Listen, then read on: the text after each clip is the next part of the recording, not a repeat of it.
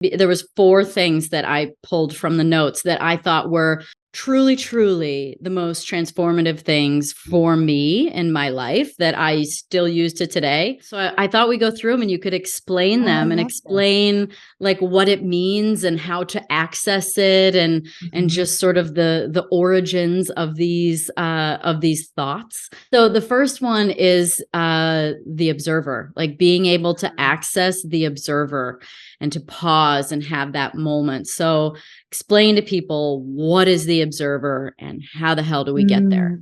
Yeah, I love the observer. It's, I think the observer actually births from the witnessing component to what I talk about in the book. So first, like the observer, to almost step out of being in this moment, this experience, this conflict that you're having, this big reaction that you're experiencing. And it's in that pause. It's been attributed to Viktor Frankl, that space between, stimulus and response, right? And Yep. so it's in this space, right, where if we can just take the beat, right, pause for a moment and become the observer of what's happening in my inner world right now, right? What's going on? Because in that space, we start to be able to ask ourselves the questions like, what's familiar about this moment? What origin wound is this rubbing up against? I often say, as adults, it's very uncommon for us to have a first experience in terms of emotion.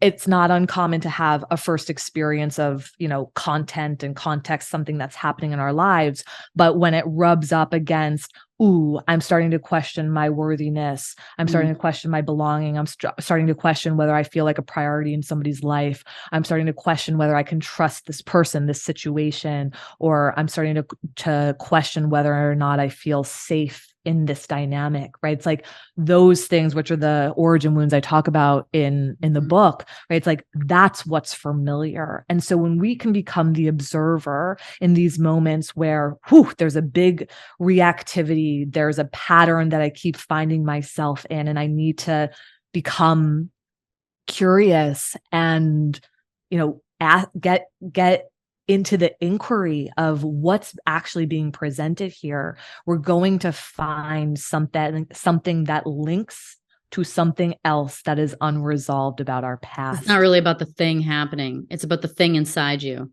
Yeah. I mean, it's like, you've heard this before, right? Like therapists around the world are like, it's not about the toilet seat. It's not about the towel on the bed. It's not about yeah, right. Like all of these things, which sure, objectively sometimes are quite annoying. Sometimes we're like, no, I promise it's about the towel on the bed. I'm like, listen, I get it. Right. And there is also something additional that's playing out here. Those that's are kind so of important. the systemic sort of reactions Yes. to the origin. Like this is the hard part, I think, because it's like all in theory, it's great. Access the observer, have a pause, but we aren't freaking Buddhas, right? No. And we're not on a mountain. We've got stimulus happening all the time.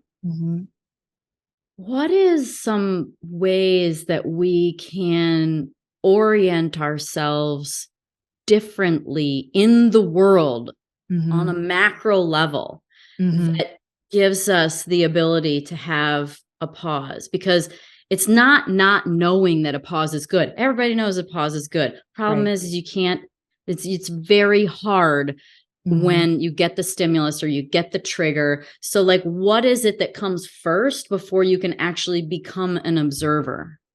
What I would say is to practice when you're not in the stimulus, right? So a lot of times we try to practice when, that we're on stage and it's like, nope, can't do it. Already activated, pissed off, in the loop, ready to go. And like, we're out.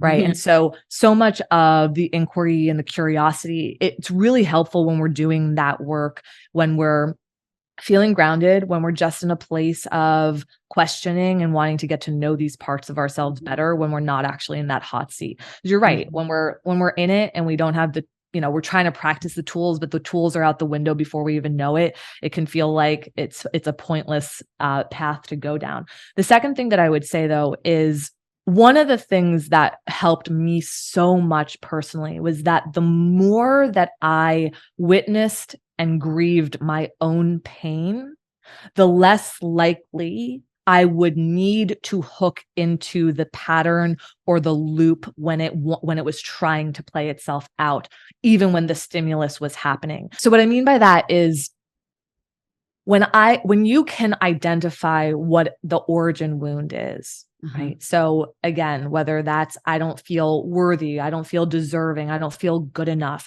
whether it's I don't feel like I fit in, I don't have a sense of belonging, I don't feel like a priority to my partner, et cetera, right? When we can actually see like, ooh, here's the thing that activates me. And then if I connect my dots and I travel backwards a bit, I'm going to probably find that lived somewhere else too, right? Maybe I didn't feel like a priority with a parent. Maybe I didn't feel like a priority with a sibling, right? Maybe that was something that was deeply impactful for me. And so when we go back into this origin space and we begin to actually process and feel and connect and witness the pain of that, because usually those origin wounds, they do cut deep. Right? They're not just like a brush, it's like, no, these are things that actually change the trajectory of our lives, of our worlds, of our beliefs about ourselves and other people and life at large, right? These are significant moments that set the stage for us. And so when we go back to those moments and we actually witness the little Vienna in this case, right, who was the observer and the witnesser of a tremendous amount of conflict and gaslighting and manipulation and paranoia and abuse as a little girl through my parents' divorce, right? Like, ooh, and I get to witness her and what it was like for this little human who had no other siblings, who didn't have any other adults around to help her process this, right? Then I start to connect with, the part of me that didn't feel emotionally safe, right? Where I felt like they had lost focus of what my emotional needs were at that time because, they were so distracted by their own pain and their own suffering. Right. And so when you can start to connect to that, to grieve alongside of it, I always say, like, when in doubt, grieve more. It's like when stuck, grieve more. Like anything, grieve more. It's like, yeah, our experiences need our grief. And my personal experience with this is that the more time that I spent with little me, the more time I spent connecting to that pain, the more time I spent witnessing what that was like for little me, the less I needed to engage in the dysfunction present day because I was tending to myself elsewhere. So instead of trying to get whomever, right, whether it's a parent or someone else, to witness or see or acknowledge me in this current moment, right? There was almost like a emotional bank account of I'm doing the witnessing. I've done the witnessing. I have a great partner who sees me, hears me, understands me. Right. Well, is this true? Like a comment that comes through and like repeated, like when you see the little girl or little boy within you, it's the innocence and the perfection. And you have, it's something separate from you, but it's still treating it like it's separate from you is still treating you. And so you'd never treat your kid like that. You'd never say you don't belong. You'd never say you're not worthy. So it almost like accesses the, is this really true kind of a question. Yeah. It's not. Right. And it disrupts that because that's what we're talking about with this, going back to your original question around, how sure the observer in theory is great, but in practice. And I think it's when you are tending to yourself or you invite in humans in your life who tend to you well, whether friendship, partnership, et cetera, right? Then you are less likely and less in need of engaging in the dance that is not going to go very well with a particular person, right? Like you don't need to hook into that dysfunctional pattern, right? This loop. And tending to yourself or having other humans who can witness and tend. I say it in the book, like there's this moment I was talking to a family member. The conversation was going in the same way that it always goes. It was on speakerphone at the time. My husband was in the room. And after we hung up, he said, I get it. In so many words, he was validating an experience that I had, complained about for some time. I remember it was such a simple but really profound moment for me, because I realized that I didn't need the person who put the wound there in the first place to be the person who witnessed my pain. That's nice if we can get it, certainly, of course. But I remember this deeply profound moment of like, it doesn't have to be that person. Yeah, well, It can they don't have to be correct the someone original else. wound. Yeah. Right. And again, like in theory, might sound like, yeah, duh, of course, right? But I think so many of us, especially in family dynamics, family systems, like there's this wish, there's this deep want and need, right? That a parent might be able to acknowledge and, just acknowledge your pain, right? Or just acknowledge your experience, or just take ownership for something that you really want them to own. And so sometimes we get so caught up in it. I've had so many conversations with people where it's like, well, maybe if I say it this way, or maybe if I write a letter, if maybe I use this tone, or maybe use that tone, leads to point number 2.